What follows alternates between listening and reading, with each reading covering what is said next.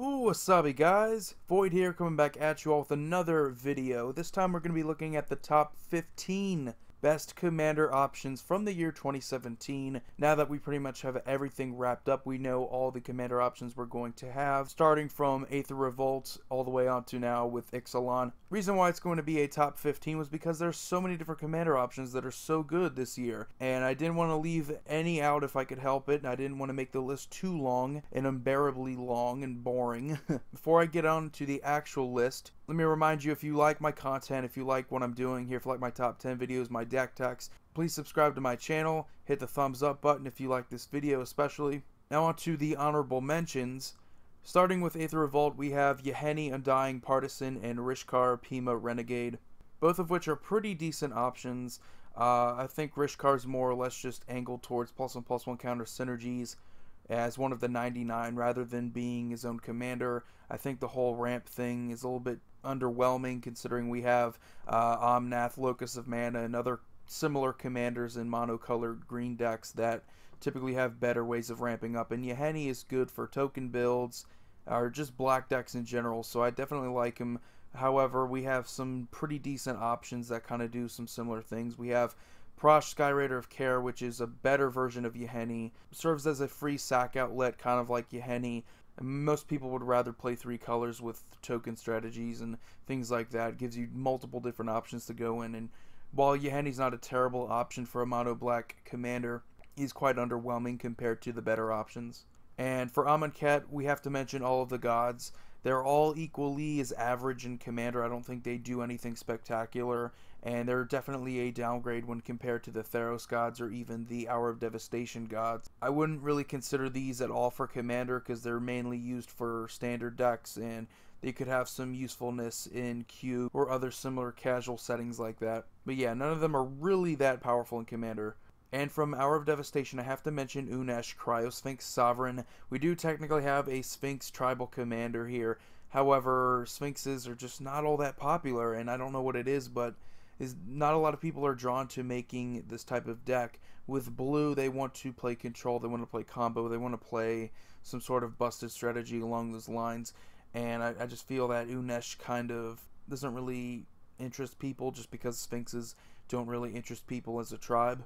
And then from Commander 2017, we have to talk about 2 of the cat commanders that really didn't blow my mind at all. Arabo, Roar of the World, and Miri Weatherlight Duelist, both kind of average. We also have Lycia Sanguine Tribune, the only vampire commander that didn't make the list. All of these are pretty bland. They don't really do anything special, something that we haven't seen before. While Miri is probably my favorite of the 3, I don't know if I would make her my commander necessarily. I think we have better options. And then from the newest set, Ixalan, we have Tishana, Voice of Thunder, the only real noteworthy one that didn't make the list. We also have the pirate one, Admiral Beckett. I just think that she's kind of crap, at least for now, until we get more pirate support. Tishana doesn't really seem anything too special to me.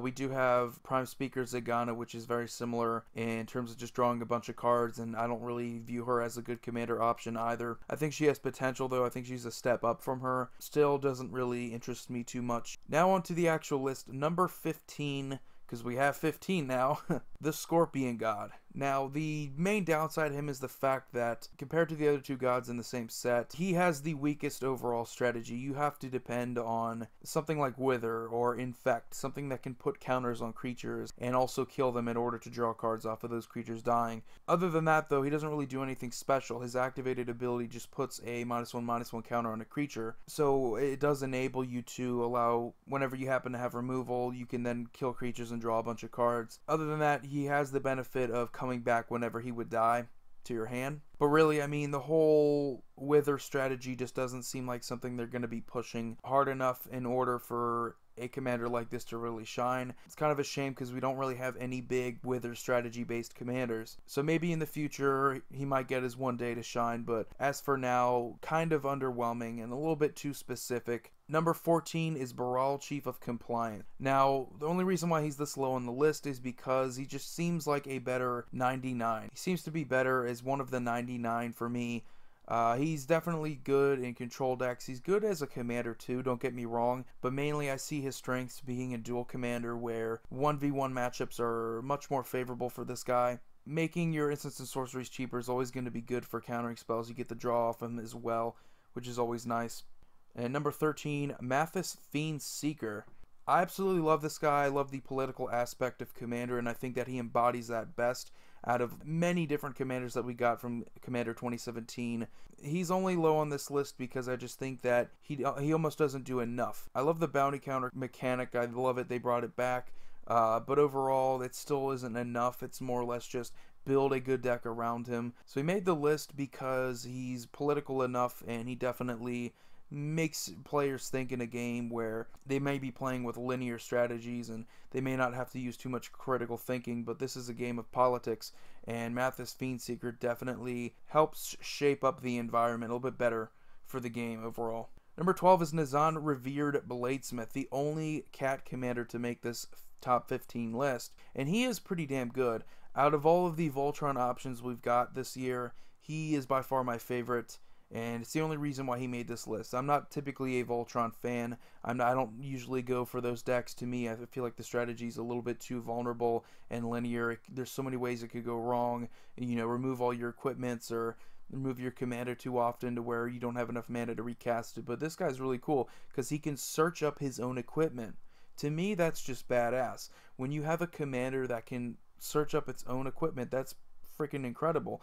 So it's basically like a Stoneforge Mystic on a commander, which is just super relevant in Voltron builds in general. And he's in the right colors too. Celestia loves these type of decks where you just focus on putting as much equipment or auras onto one creature. Usually for this guy it's going to be equipment, so just throw in the best equipment you possibly can, and you don't even have to get his equipment specifically. You can get something like a Sword of Feast and Famine, or if you're absolutely desperate to get a Lightning Greaves, you can get that. Just an awesome Voltron option. I really love this guy.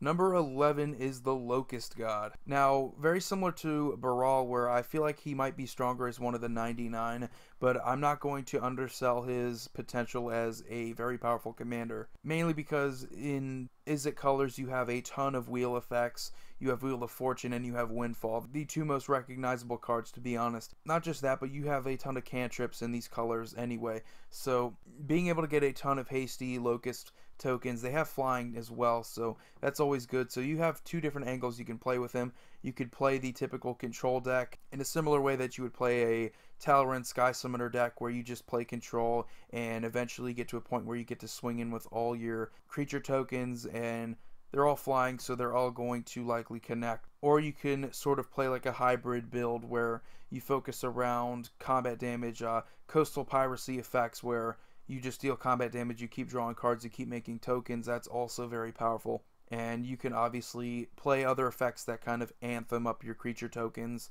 We've been given a lot of tribal-based anthems, and those are always good when you can use that on Locusts. It's pretty interesting. Overall, I like the dude, and definitely one of my favorite gods from this year's Amonkhet block. Number 10 for me is going to be Geshath Sun's Avatar, one of the newest options from Ixalan.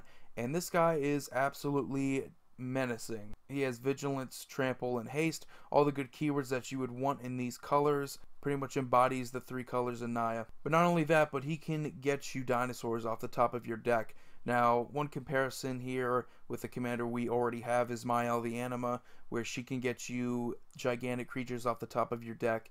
He's very similar with dinosaurs. I think that's very cool. You have certain dinosaurs in Ixalan already that are just extremely powerful. You have Carnage Tyrant, you have Verdant Sun's Avatar, you have the dinosaur that's basically a board wipe for non-dinosaur creatures. So, I mean, there's a lot of potential in the deck. If there's a downside to it, is the fact that it's almost too linear. You know, dinosaur tribal, which is a pretty cool thing, but what else are you going to be doing? I mean, the deck is essentially going to be combat based, so there's nothing too special about it other than just getting out dinosaurs.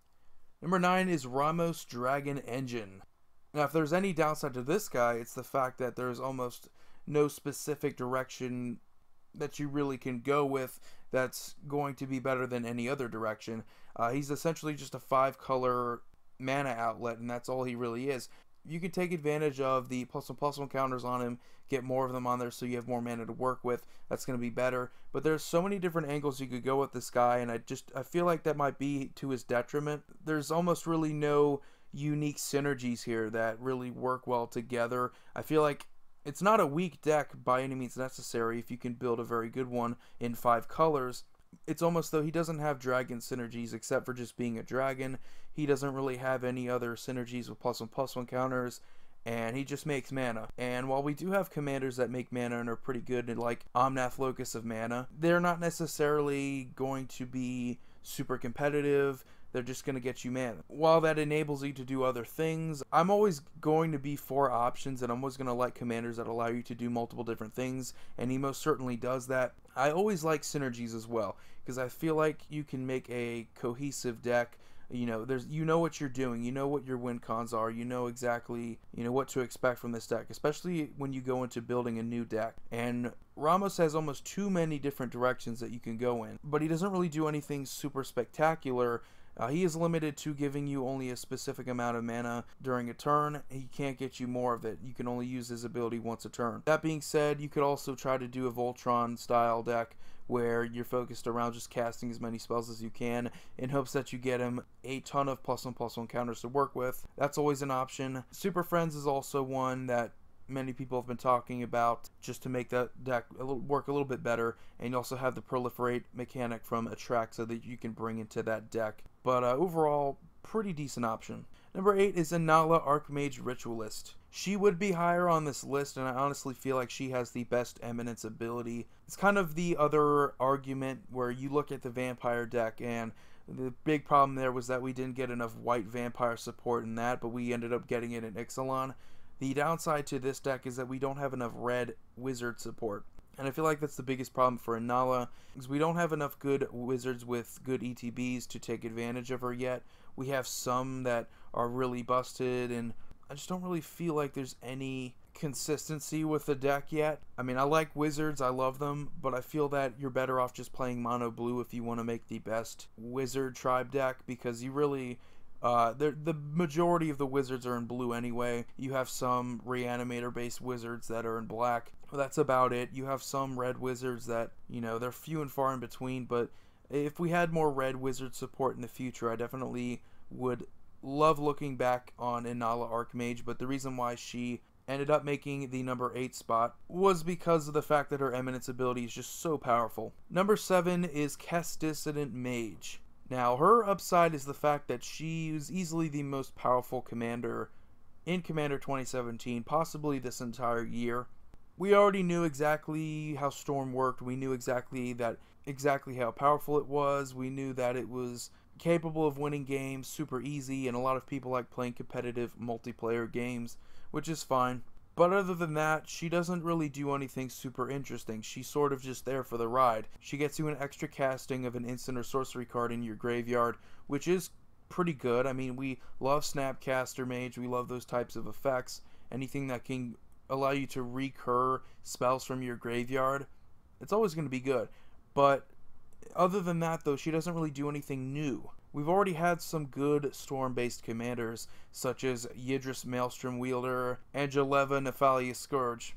We also had some good Cascade options as well, but, I mean, she doesn't really do anything spectacular and just mind-blowing that's just new, and all she does is just have some relevance in one turn. You don't really need her for anything else other than that one recasting, and other than that, she's kind of useless in the deck. She either can help you out really big one turn, or she's just irrelevant. To me, it's kind of hot and cold. Nevertheless, she is still a powerful commander option. Would have been higher if she just did more than just one thing a turn. Number 6 is Neheb the Eternal. Now, out of all the commanders outside of the commander set, this guy is one of the best. Really unique strategy here, something that you would have expected to see in a commander product, but this guy is amazing. Really brings the whole burn strategy from other formats and kind of brings it into this one. The only difference, though, is that it kind of combines Rakdos Lord of Riot's whole deal with making spells cost cheaper based on the amount of damage you've dealt, and sort of brings that to just burn in general. On top of the whole Afflict 3 thing, it's not as relevant in Commander. I mean, you're just able to dump all your mana into these massive X-costed burn spells and win the game super easy because you can just keep dumping all that mana into more burn spells and win the game easy like that. And he's one of those out there commanders that he can win the game super fast, or he could just sit there and get ganged up on. But yeah, he's easily one of the most powerful commanders we've seen this year, and a lot of people know him. A lot of people give him a respect already just because of how powerful he is. And bringing burn to commander is something that I didn't think was really possible outside of just doing what Nekasar Mindrazor does with dealing damage based on opponent's card draw, but this is just damage based off of, burn spells, and that's really cool. Number 5 is Marcel the Pretender. Now, out of all the commanders on this list, he easily has the most potential long term. And I'm saying that solely because when you look at past commander options such as Animar, Gave Guru of Spores, Carador Ghost Chieftain, even newer ones, I mean, they all have the same thing in common, where they're going to be relevant long term because there's always going to be cards that come out that synergize with them. And Marcel is going to fall into that same category. There's always going to be cards that come out with activated abilities. They may not be busted, but we're always going to get more and more support because an activated ability is just one of the fundamentals of the game. We have triggered abilities, we have activated abilities. Things that typically synergize with basic game mechanics tend to have a long-lasting impact on the format. Overall, just a super fun option, and I definitely love the Wizard deck. Maybe underrated in comparison to the other decks, but as far as the commander options we've received, overall, it gives us the best, most unique options among the 3 commander options we've been given. Definitely love it. Number 4 is the Dragon. This guy got spoiled 4 months ago, and people fell in love with him. 4 months later, he's still amazing. Whether you're a Timmy player or not, we all love dragons. The fact that he makes your dragons cost cheaper is super effective. It's one of the biggest problems with 5-color dragon decks in the past was there's just too much mana that you needed and too many dragons to cast, and you just didn't have enough speed. And I feel that with the Dragon, it kind of fixes that problem. However, just get him out there, and he has just devastating mechanics here. I mean, the attack trigger, it allows you to just get more dragons out of your deck is just insane. So, super effective. Definitely what many people were asking for were 5-color commanders, and he's easily the best one, or at least the most flavorful one. People love their dragons and they love their 5-color decks, and he just offers you just a super powerful option.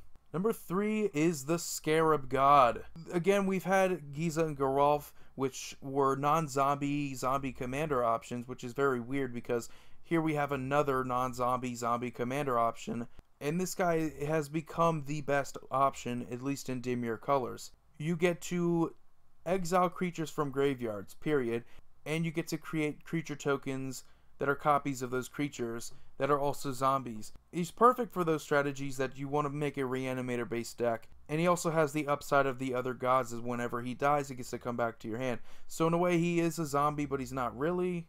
But what he is he's just a force to be reckoned with. So many people are falling in love with this guy. If you love zombie tribes, it's easily the most popular tribe. This guy is far from the worst option that you can choose from, and he's just so popular now. Number 2 is Edgar Markov. Now, one of the biggest things that I don't think people are mentioning about this guy was the fact that we didn't really have any good vampire tribe options. I mean, we had Olivia Voldaren, but there just wasn't enough speed to the deck. There wasn't enough tribal synergies that really played well in Commander. We had a lot of smaller scaled options that worked well in Modern, but not so much in Commander. So Mardu vampires are just a super flavorful option that they decided to go in, and it was definitely worth it. I mean, this guy is super powerful, he's super hasty, and that's what you wanted to have in Mardu. You want to have a super aggressive deck, and once he swings first, he's going to put a +1/+1 counter on all your vampire creatures. So that means he's also going to put a +1/+1 counter on himself. So the first time swinging, he's a 4/4 that gets a +1/+1 counter, he's a 5/5, and you just keep going there. He has first strike as well, so that's just a pain in the ass to have to deal with, on top of the fact that vampires love tokens, and his Eminence ability is super powerful, and it gets you more tokens. Every time you cast a vampire spell, you get another token. And not only that, but we have a lot of Vampire Lords in this format. Getting +1/+1 for all your little Vampire tokens that you're getting off of his Eminence ability, that is super powerful as well. But overall, just one of the most requested commander options. As soon as we were hinted towards the potential of getting a Vampire Commander, many people just knew that we were going to be getting Mardu Colors 1. When it comes down to just favorite tribes, I think people can't deny that vampires are one of the most popular tribes in Commander, and it definitely needed some Commander support. Number 1, by request of you guys. If you don't remember, a few days ago I made a video asking you guys what was your favorite Commander option this year. Which one do you think was the best? So many of you guys commented. Thank you for doing that. But the majority of you did end up saying Hepatra, Vizier of Poisons. And she is definitely incredible. One of the most unique strategies that they could have come up with, and it just made so many cards useful in this format that normally wouldn't be. Like Midnight Banshee shouldn't have been a playable card in this format, and it wasn't a year ago. Now it is because of Hepatra. Carnifex Demon, not really playable in this format a year ago. This year, super playable because of Hepatra. So you have these different cards that are now seeing play in this format, and that's what this format is all about to begin with. It's about seeing cards that normally would never have seen play before, beyond standard or beyond limited, or whenever they saw play. They would eventually have gone into the metaphorical graveyard that where a lot of cards post-Commander era would have ended up. So there's a lot of good cards that are now useful because of Hepatra, and I love it when Commanders do that. I love it when Commanders can make cards from the past somehow come back into relevancy. For that, she is on this list. But the fact that it's -1/-1 counters means that you can go in so many different directions. You could go with Wither strategies, you could go with Infect, you could go with doubling season type effects as well into your deck. I mean, -1/-1 counters are super awesome, and she's only 2 mana as well, so you're going to be able to cast her over and over again and get off her trigger and just get a ton of snake tokens as well. Making cards like Black Sun Zenith super relevant isn't bad either. So anyway guys, hope you enjoyed that video. Is my top 15 commanders of 2017. Feel free to leave any suggestions in the comments section below. What do you think about the list? What do you think about the commanders in 2017 overall? Remember to hit the subscribe button and the thumbs up button as well. Void here signing off. You all have a wonderful day.